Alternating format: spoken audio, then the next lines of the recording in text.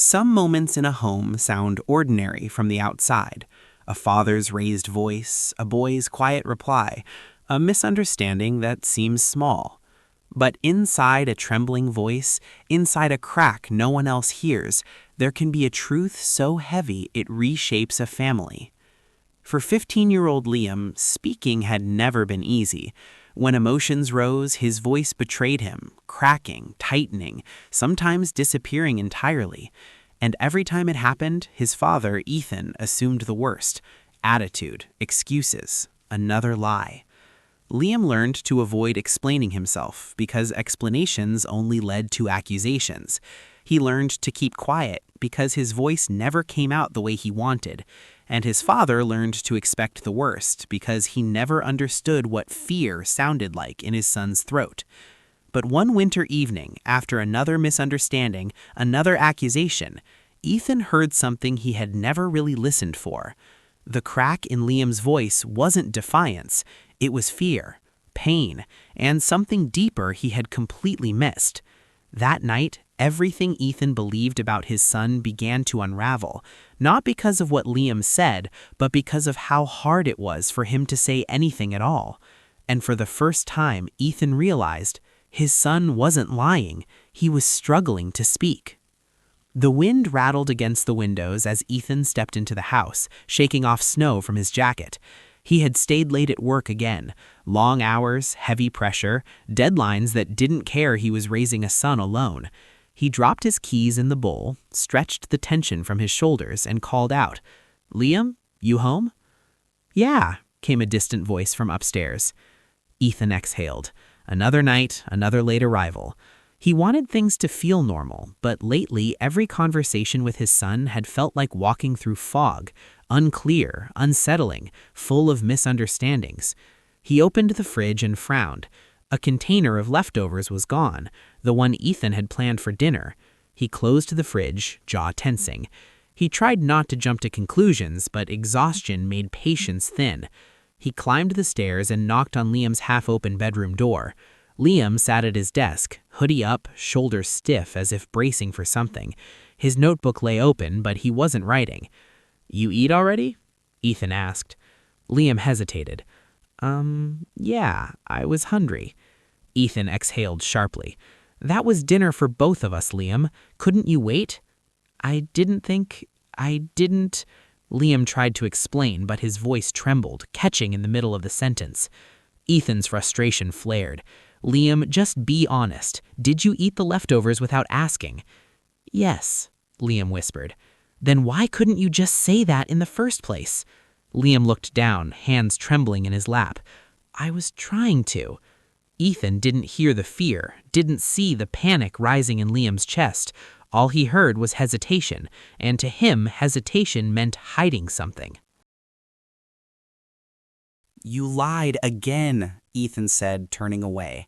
"You always lie first, then you backtrack when I call you out."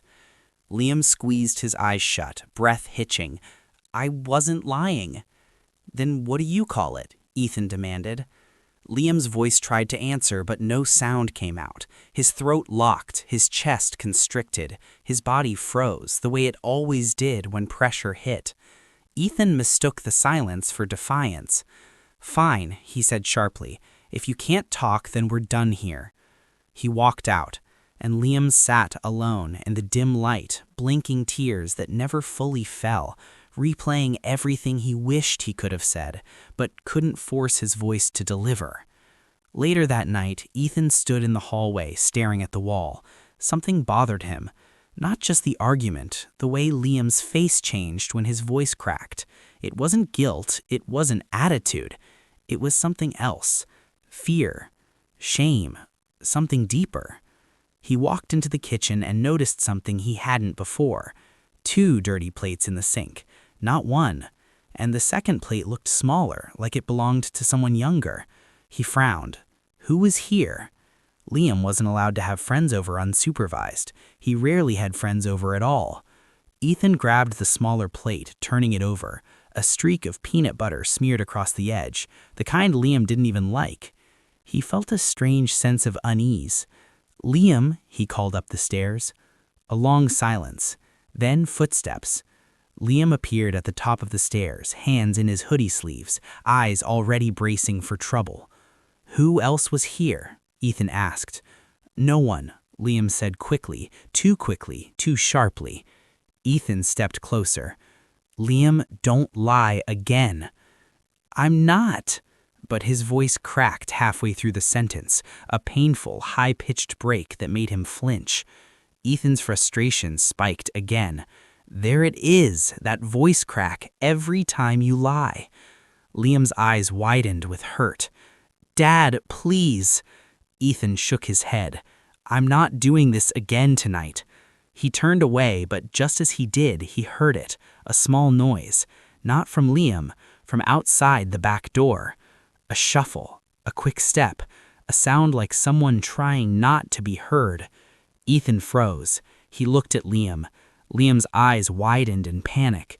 "Dad, wait," Liam tried to say, but his voice cracked again, more violently this time, not from lying, but from fear.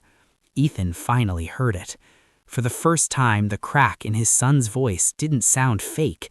It sounded real, painful, terrified. And suddenly, Ethan realized this wasn't about food. This wasn't about lying. Something else was happening. Someone else was here, and Liam knew exactly who. Ethan's body went still, every muscle alert. The sound outside wasn't the wind. It wasn't a branch. It was deliberate, a soft scuff of a shoe against concrete. Someone was out there. He took one step toward the back door, but Liam panicked. "Dad, don't, please." His voice cracked again, high and painful, as if speaking physically hurt him. Ethan turned sharply. "Liam, what's going on?" The boy's chest rose and fell in quick, shallow breaths. His eyes darted to the back door, then back to his father. He looked trapped, like prey caught in light. I... His throat seized. No sound came. Just air. Ethan took a step closer, lowering his voice. "Liam, take a breath. I'm not mad. Just talk to me." But Liam couldn't. His hands shook uncontrollably. His knees wobbled. His lips moved, but no words formed. His entire body froze the way a child freezes when fear turns to paralysis. Ethan felt something he hadn't felt in a long time. Concern, replacing anger. He softened. "Hey, slow down. Just tell me if someone's out there." Liam squeezed his eyes shut, tears forming. Then he nodded, a tiny, trembling nod. Ethan inhaled sharply. "Someone is out there?" Liam nodded again. Ethan's tone changed entirely. "Is it someone dangerous?" Liam shook his head quickly. "Someone you know?" Hesitation. Then a small, guilty nod. Ethan's heart thudded. "Liam, why didn't you tell me?" Liam opened his mouth, but all that came out was broken air and a choked squeak. His throat had collapsed under panic. Not lying, not resisting. His voice simply failed. For the first time, Ethan saw the truth. Liam wasn't avoiding him. Liam couldn't speak when he was afraid. The crack wasn't defiance. It was anxiety. But Ethan didn't fully understand that yet. The back door mystery. Ethan approached the door slowly, listening carefully. The yard lights flickered on, sensing motion. Snow crunched faintly, someone retreating or hiding. He unlocked the door and stepped out onto the porch. Cold air hit his face as he scanned the backyard. Nothing moved at first. "Hello?" Ethan called cautiously. "Who's there?" Silence. Then a shadow moved behind the storage shed. Ethan stepped off the porch. "It's okay, I just want to talk." But the shadow darted away. "Wait," Ethan called, breaking into a slow chase through the snow. When he returned inside, breathing heavy from the cold, Liam was crouched on the kitchen floor, hugging his knees. Ethan's anger evaporated completely. He knelt beside him. "Liam, sweetheart, talk to me." Liam shook his head helplessly. I... His voice cracked so hard it sounded painful. Ethan finally realized this wasn't avoidance. This was fear clogging his throat. He placed a gentle hand on Liam's shoulder. "It's okay. Take your time." After several shaky breaths, Liam whispered, barely audible, "He was hungry." Ethan blinked. "Who?" Liam swallowed hard. "The boy who was here." Ethan's eyebrows pulled together. "There's a boy coming into the house?" Liam nodded. "And you fed him?" Another nod. "And that's why the leftovers were gone?" A quiet yes. Ethan sat back on the floor, stunned. A child, not a criminal, not a trespasser, a hungry kid. "Why didn't you tell me?" Ethan asked softly. Liam's breath caught. You always think I lie." His voice cracked sharply near the end. Ethan winced as though slapped. "I don't think you lie," Ethan said, but the words felt weak even to him. "You do," Liam whispered. "Every time my voice breaks, you think I'm hiding something, but I'm not." He wiped his eyes with the sleeve of his hoodie. "My voice just stops working." It hit Ethan like a punch. All the arguments, all the misunderstandings, all the accusations. He had mistaken fear for deceit. He had mistaken struggle for defiance. "Ethan, I didn't know," Ethan whispered. "You never asked," Liam croaked, his voice trembling into a painful crack. Ethan's chest tightened. He wanted to say sorry. He wanted to hug his son. He wanted to take back every moment he dismissed him because of that voice crack. Instead, he asked softly, "Who is the boy?" Liam wiped tears, trying to steady his breathing. "His name's Blake. He's 13.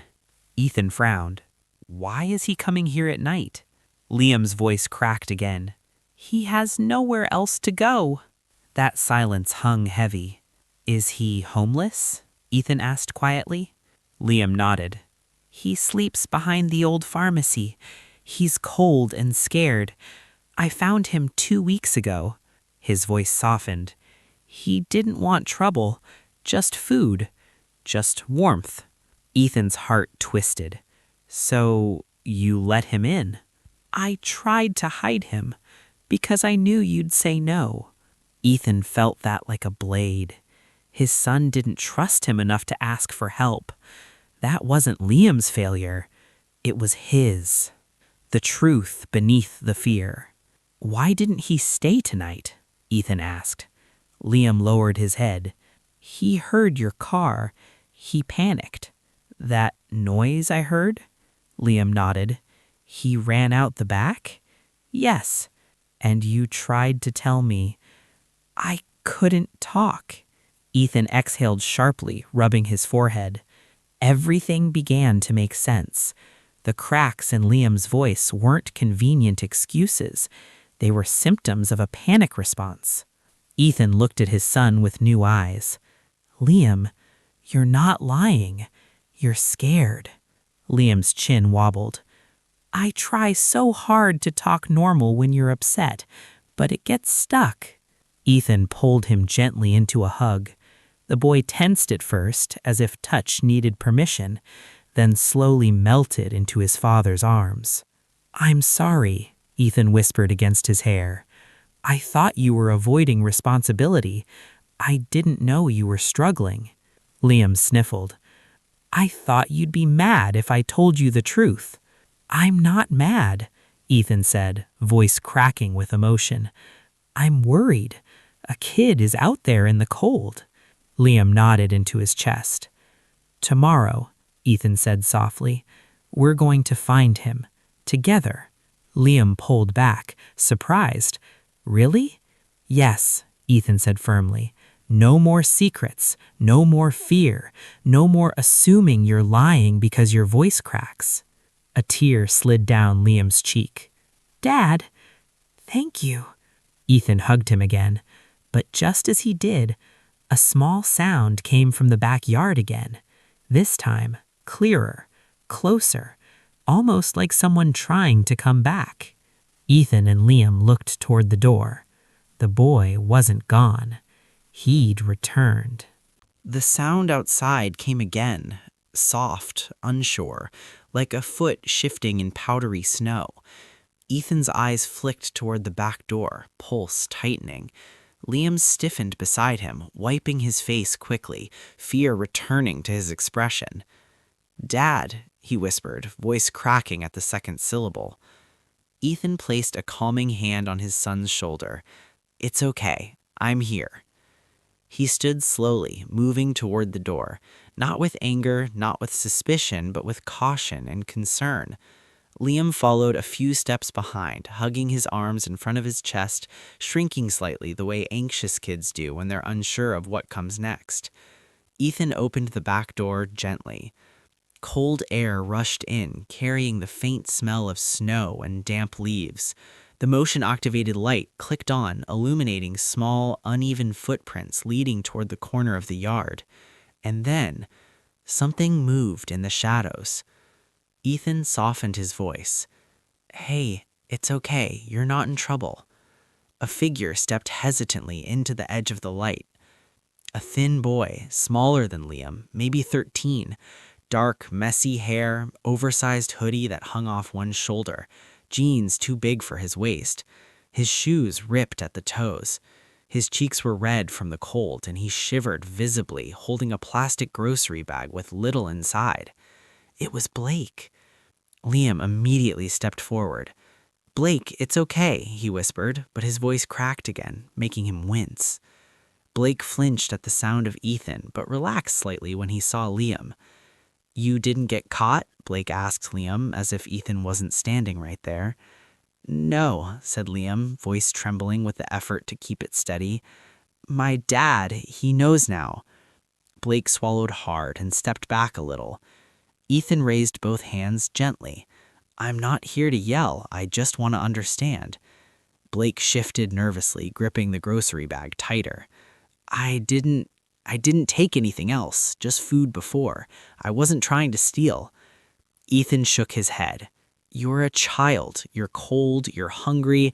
That's not the same as stealing." Blake's eyes darted between Ethan and the snow at his feet. He didn't seem convinced. Ethan softened further. "Do you want to come inside? Warm up?" Blake immediately shook his head, stepping backward. "No, if I come in, you'll call someone, the cops, social services. They'll take me." Liam stepped forward urgently.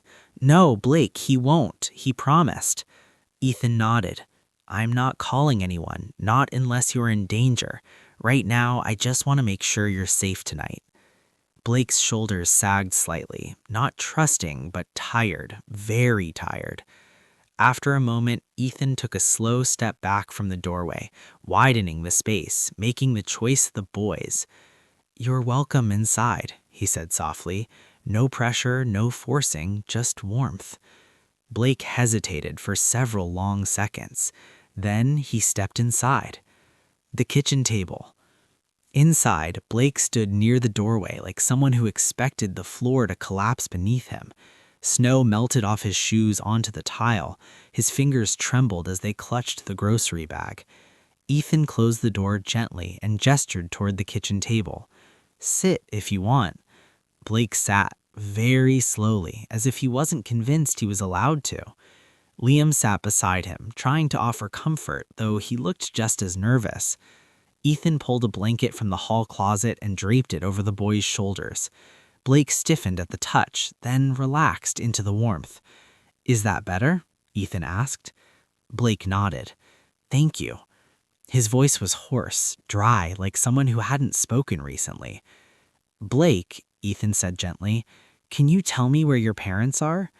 Blake looked down at the table and shrugged. "Don't know." "Did they leave?" Blake didn't answer. "Are they missing?" Ethan tried again. Still silence. Liam leaned closer. "Blake, you can tell him. It's okay." Blake shook his head. "If I tell him, he'll send me back." "Back where?" Ethan asked. A long pause. Then Blake whispered, "Back to my mom's boyfriend." Ethan felt something hard lodge in his throat. Is he hurting you? He asked, voice steady but tense. Blake didn't answer, which was answer enough. Liam put a hand on Blake's arm. You don't have to go back there. My dad won't make you. Blake looked at Ethan with a mixture of fear and disbelief. No adult ever means that. Ethan crouched beside him, speaking low, speaking gently. You're safe here tonight, I promise. Blake's eyes glistened, the edge of tears forming as he blinked rapidly. He whispered, barely audible, I just wanted food. You're getting more than that. You're getting warmth and a place to breathe. Truth in a cracking voice. As they talked, Ethan kept hearing Liam's voice, not the words, but the fragile cracks when he tried to speak under pressure. Blake seemed to notice too. You talk weird when you're scared, Blake said to Liam quietly. Liam flushed. I know. That's not lying, Blake added. That's just your voice messing up. Ethan felt something twist inside him. Out of the mouths of kids, clarity arrived. Liam wasn't manipulative, he wasn't deceptive, he was anxious, and his body betrayed him every time he tried to speak in fear. Ethan turned to his son. Why didn't you tell me it was hard to talk when you're scared? Liam fiddled with the strings of his hoodie. I tried. But you couldn't? I couldn't, Liam whispered, and his voice cracked again, small, sharp, like breaking glass. Ethan stared at him, guilt tightening in his chest. I'm sorry, he said quietly. I really didn't know. Liam looked at him, eyes red. You didn't want to know. And that hurt more than anything else. A plan in the making. Ethan stood, taking a deep breath. Okay, he said, pulling a chair close. This is what's going to happen tonight. Blake, you stay here. You eat, you warm up, you sleep in a real bed. Blake's eyes widened. A bed? A real bed, Ethan confirmed. And tomorrow, he added gently, we'll figure out the safest next step. Blake tensed. No cops. No cops, Ethan echoed. Only help. Real help, not the kind that sends kids back to unsafe homes. Blake's shoulders sagged slightly.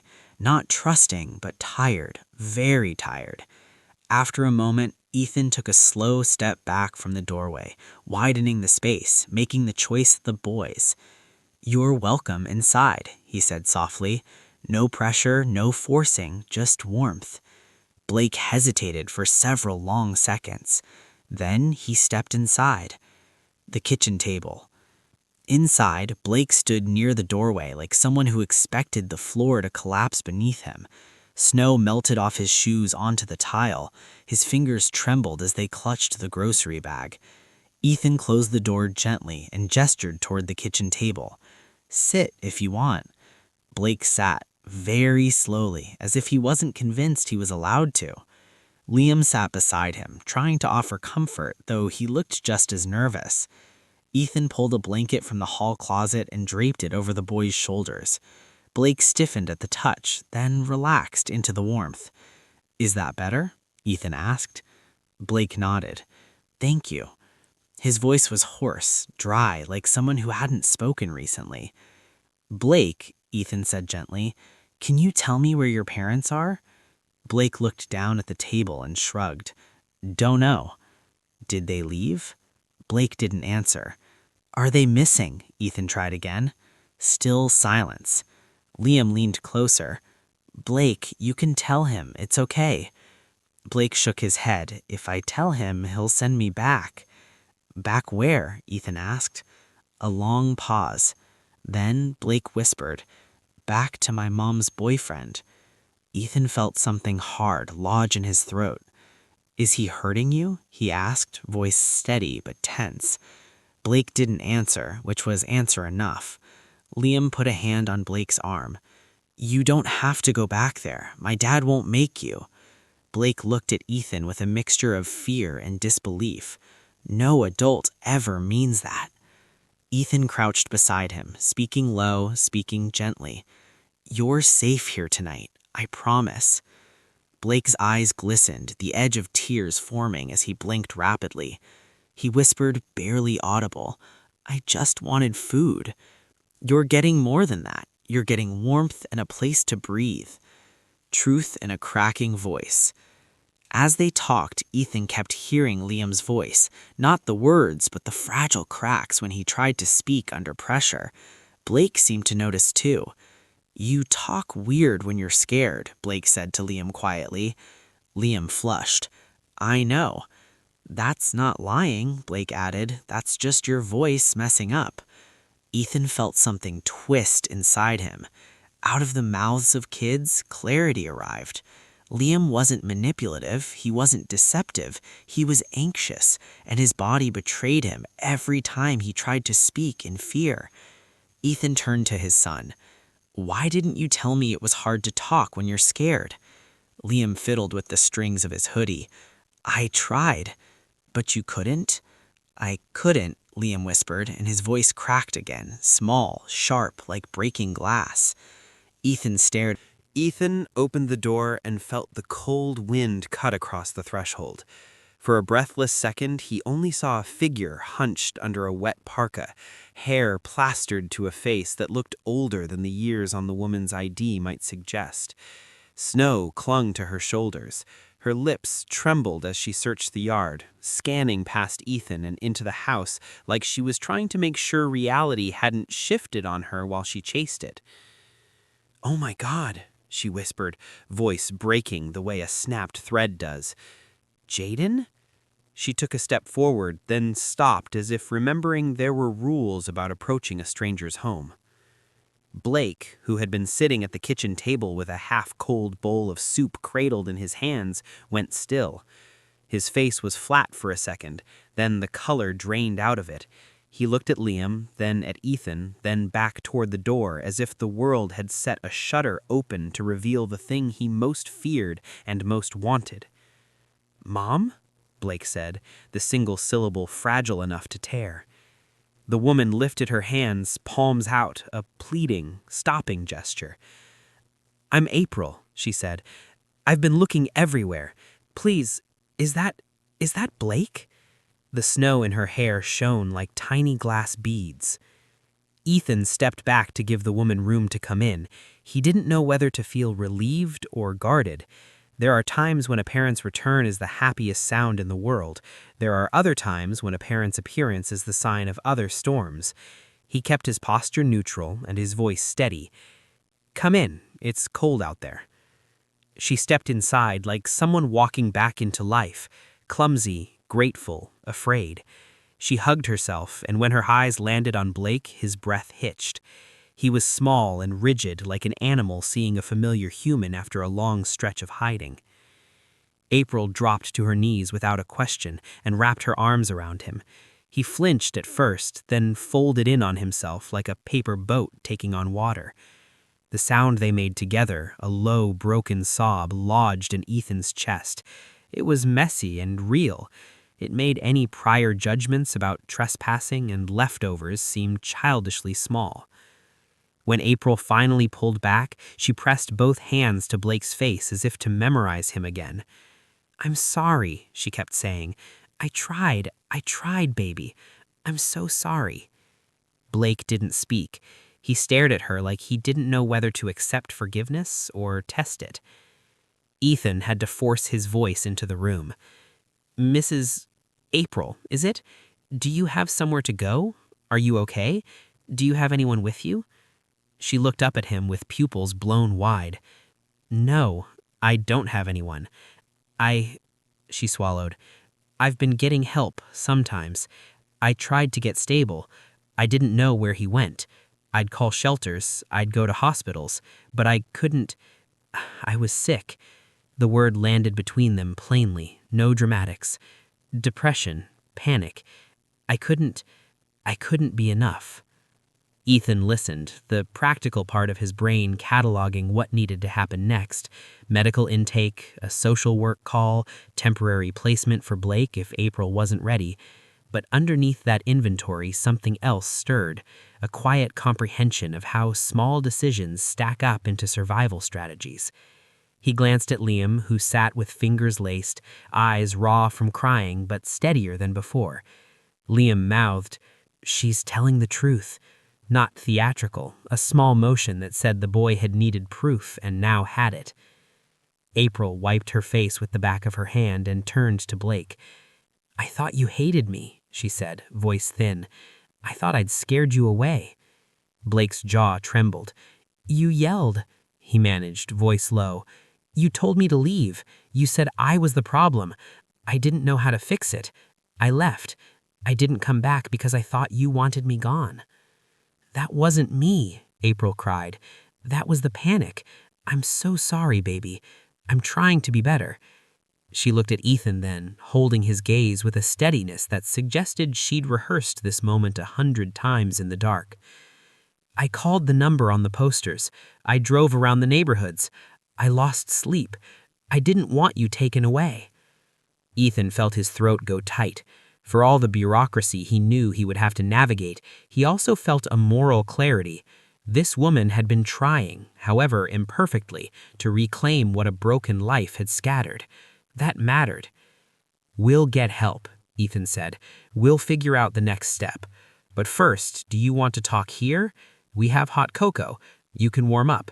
No one's calling anyone tonight unless everyone agrees." Blake looked at his mother. She nodded slowly. "Please," she breathed.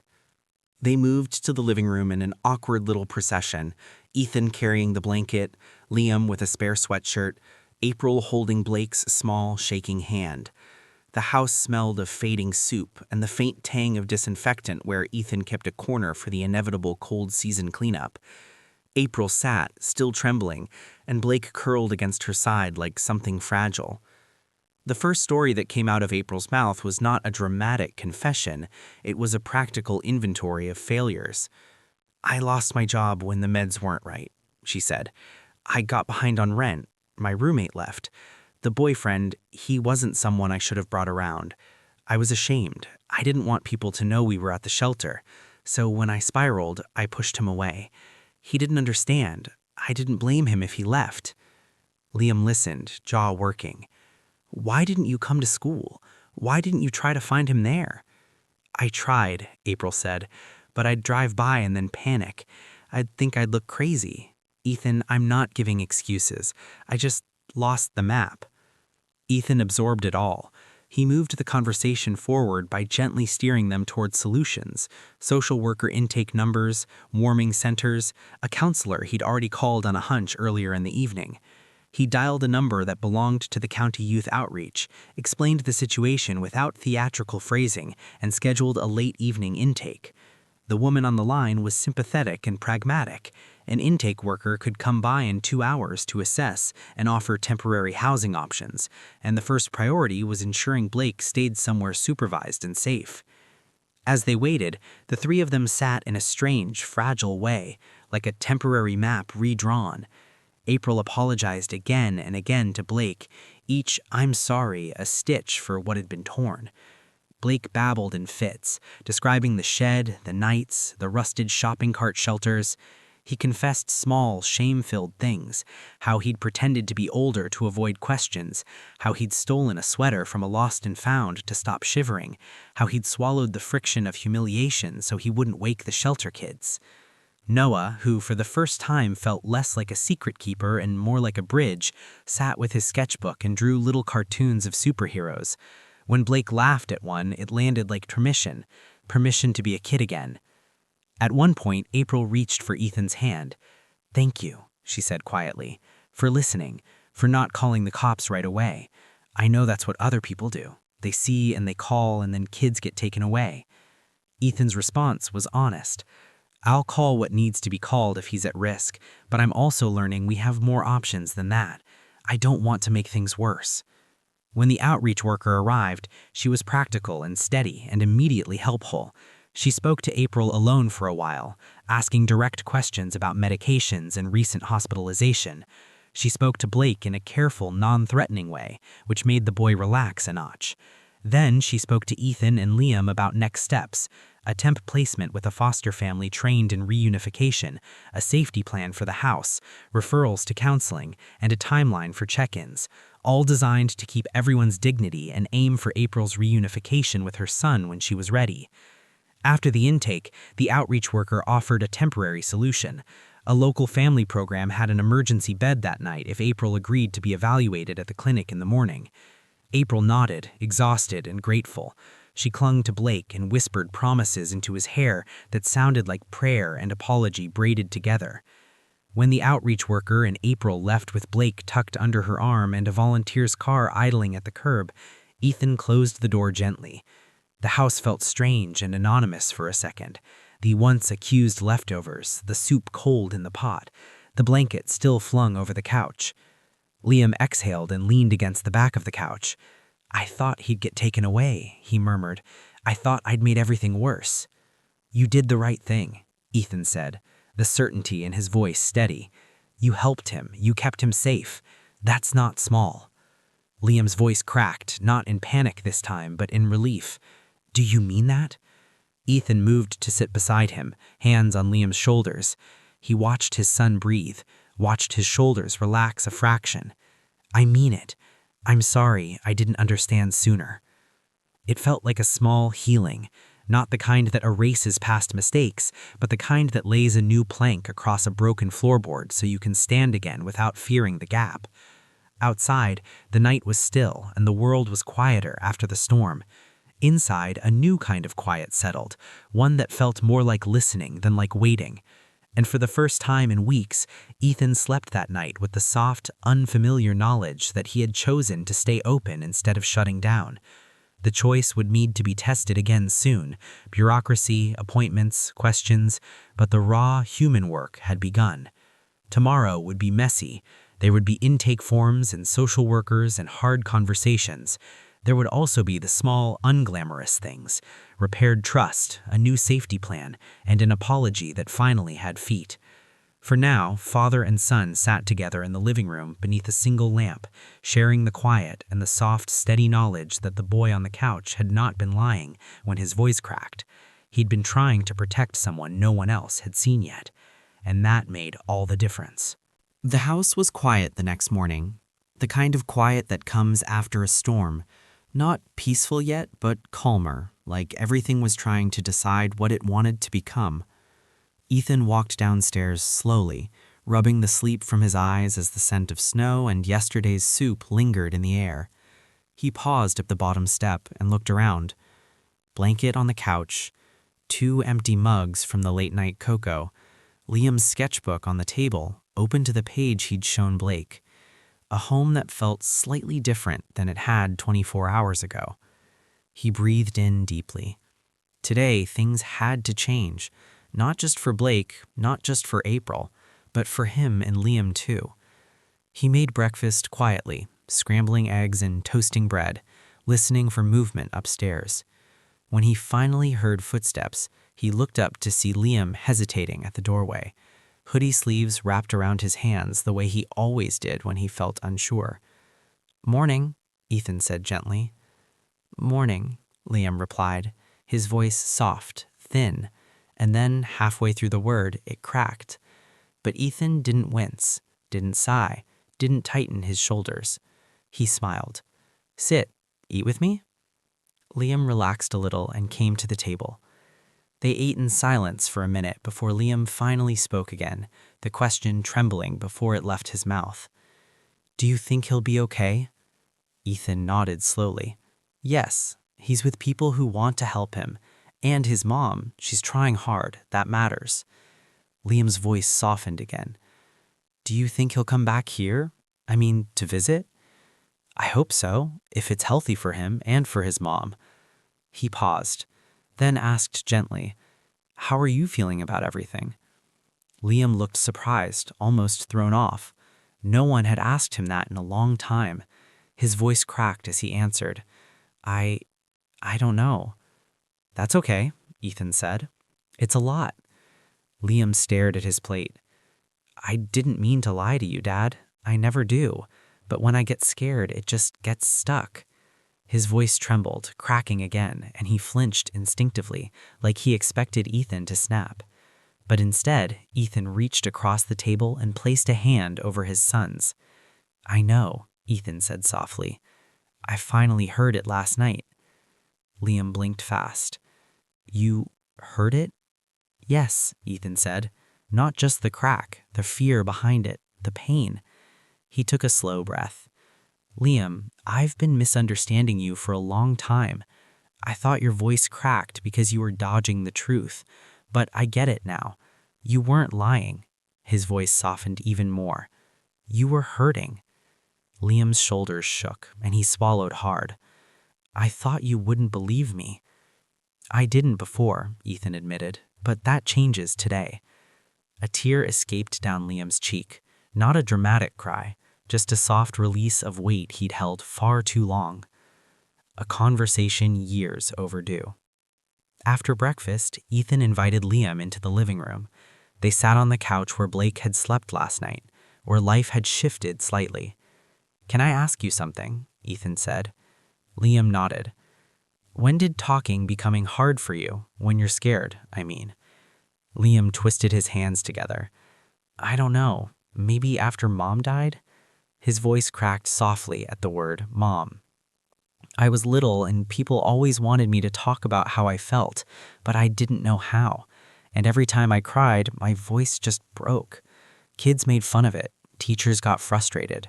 You would get upset. And he swallowed hard. It just kept getting worse. Ethan closed his eyes briefly, pain tightening his chest. Why didn't you tell me?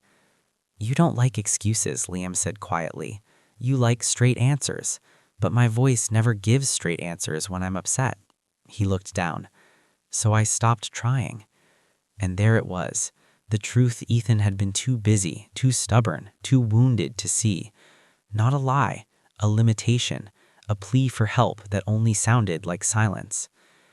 Ethan wrapped an arm around Liam's shoulders, pulling him into a gentle, protective hug. I'm so sorry you felt you had to hide from me. I didn't want you to think I was weak, Liam whispered, voice trembling again. You're not weak, Ethan said firmly. You have more strength than most adults I know. You tried to help someone who had no one else. You let a scared kid eat your dinner. You risked getting in trouble. You were brave.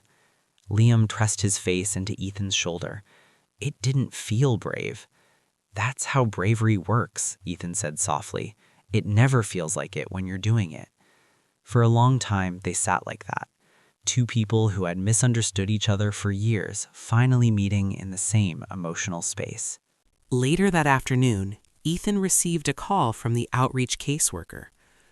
Blake slept well, she said. He ate, showered, got clean clothes. He and April are both being evaluated today. It's going to take time, but this is a hopeful start. Ethan smiled. That's good. He deserves stability. He said, the caseworker paused amused, he said you make the best soup he's ever tasted. Ethan laughed softly. It was canned. Doesn't matter to him, she said warmly. He felt safe. And safety was something the boy hadn't felt in far too long. After hanging up, Ethan turned to see Liam watching him from the hallway, a quiet question in his eyes. It was the social worker, Ethan said. Blake's okay. Liam let out a breath that sounded like the weight of a month leaving his lungs. Good. Ethan ruffled his hair gently. You helped him get there. Liam cracked a small, proud smile. A new way of listening. Over the next few weeks, Ethan made real changes, not the surface kind, not temporary adjustments, but foundational ones. He read up on anxiety-related speech blocks. He met with a school counselor. He learned how to talk with Liam, not at him. He asked questions differently. When Liam's voice cracked, he didn't assume. When his son hesitated, he waited. When his son struggled, he encouraged instead of interrogating. Gradually, very gradually, Liam's voice cracked less often, not because he stopped being anxious, but because he stopped being terrified of disappointing his father. And one evening, while they were washing dishes, Liam spoke in a steady voice without even trying. Ethan smiled. Hey, your voice didn't crack. Liam shrugged, grinning. Guess I wasn't scared. Ethan wiped his hands and wrapped an arm around his son's shoulders. I want you to remember something. Even if your voice cracks every day for the rest of your life, I'll still listen. Liam swallowed hard, emotion tightening his throat. Thanks, Dad. Always, Ethan said.